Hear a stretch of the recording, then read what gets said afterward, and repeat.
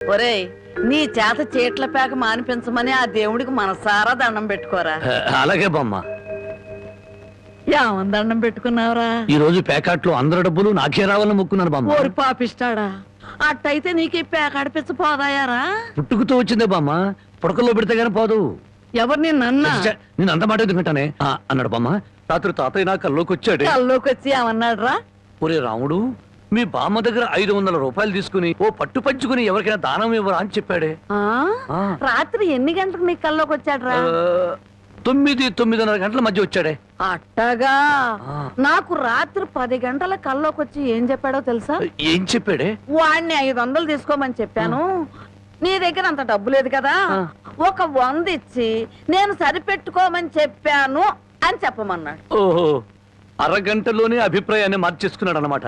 సరే, ఏదో ఒకటి ఇవ్వవే, తొందరగా ఈ 100 రూపాయలు ప్యాకెట్కు చాలదే.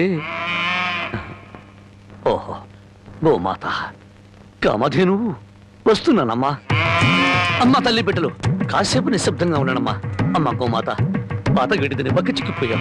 ఓ గంటలో నీకు కొత్త యజమాని, కొత్త గడ్డి, కొత్త నీరు ఏర్పాటు చేస్తాను. సంతోషంగా ఉందరు గాని. అమ్మో,